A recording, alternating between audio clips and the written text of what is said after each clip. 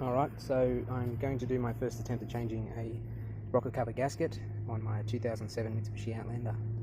So first thing I've got to do is take this cover off, and then I can start working on the valve cover after that.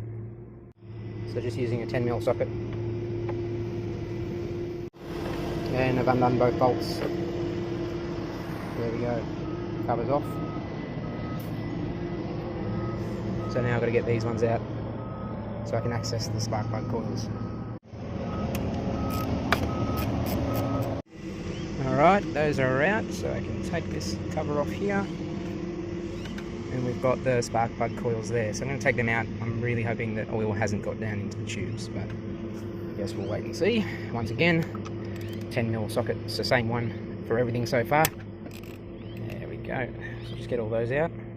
Alright, got those 4 bolts out, so now I can take the coils out and have a look down there. Doesn't look oily on that, so that's a good sign. Just can't really see down there properly, so I'm out in the sun, but don't have much light down there, obviously. Doesn't look like anything on there, but I'll have a proper look. So I had a look down, they all look pretty good. There's no obvious signs of oil down any of them, and the tube seals look like they're pretty well intact, so that's good news that oil hasn't got down there. So now on to the next step. Yeah, so if the oil does get down there, if there's only a little bit, you can take the plugs out, put a tiny bit of brake cleaner in each and just let it run down, and then when you run the engine it'll smoke for a couple of minutes and then it should be good. If there's a lot in there, you've got to suck the oil out before removing the spark plugs, because you don't want much oil falling down into the engine. There are a bunch of other clips and tubes and stuff like that that need to be removed. So over the back here, there, I've got this one that I actually already took off. We've got this here, this one over here. So you've got to be able to remove all of them. I think that's it. And then once you get into that, you can start to remove all of these bolts on the rocker cover so that the whole cover can come off. Once you've undone all the bolts, just double check that you found all of them, because it may be a little bit hard to get off, and it could just be that you've left the bolt stuck in there, all done up. So I've got, on this Outlander here, we've got these ones around the outside, but then there's 4 in the middle, 1, 2, 3 and 4. So like I said, just go and double check that you've got it all, and then it's most likely going to be pretty hard to get it off. So wouldn't recommend sticking any metal tools in there, just in case you gouge out something that's a little bit metal or you damage something. So maybe use a rubber mallet just to tap it to loosen it up and see how that goes.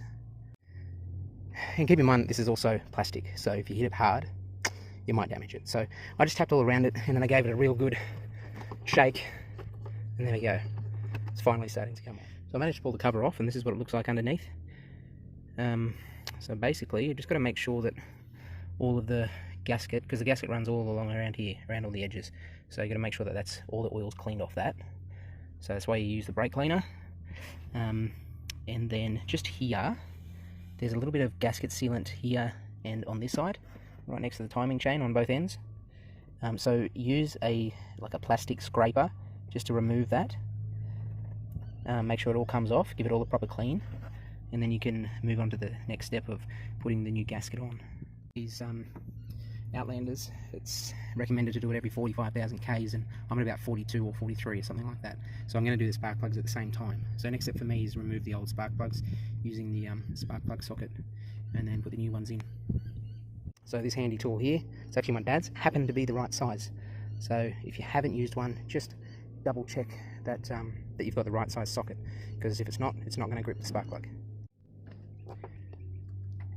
So yep, down the tube there, make sure it's on, give it a good turn.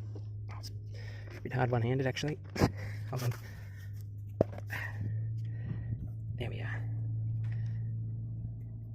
So make sure you do that on all 4.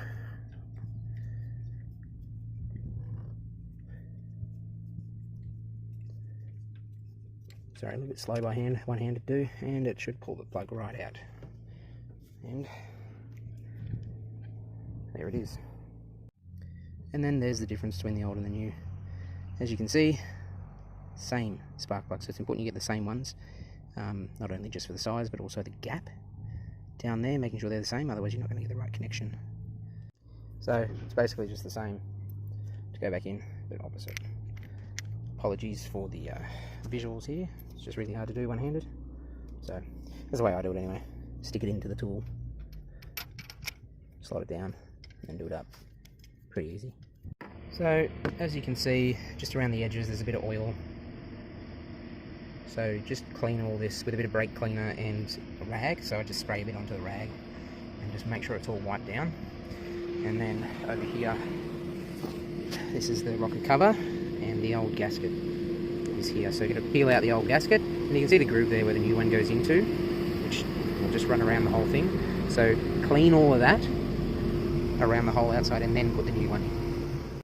I just found it interesting on mine because none of the oil got down into the tubes. So the tube seals are all good, but the actual gasket, valve cover gasket, is where it was all leaking. So the tube seals are actually part of the same thing, which mine's good. That's why no oil got down into the tubes where the spark plugs are. But I reckon based on how stiff this is, probably wasn't going to be long before that deteriorated too much. Oh yep, and now it's all stuck. So you're just going to make sure it all comes out. Well, now I've done the clean, time to grab the new gasket and stick it in. So you can see there, if that stays out of the way, where that joint is. See right there? That's where you need to apply the sealant.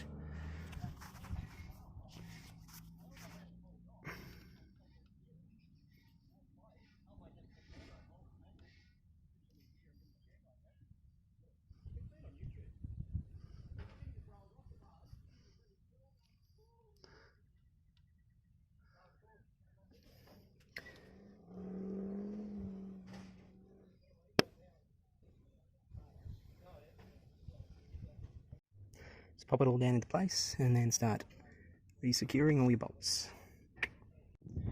Yeah, so just keep in mind, don't screw any one bolt in all the way until they're all in, they're all started, and then use that, whatever the real terminology is, I don't know, but the diagonal technique where you do one corner, opposite corner, so it all sort of tightens down evenly. So work your way around it at angles rather than trying to do one side at a time, just to make sure that it seals correctly.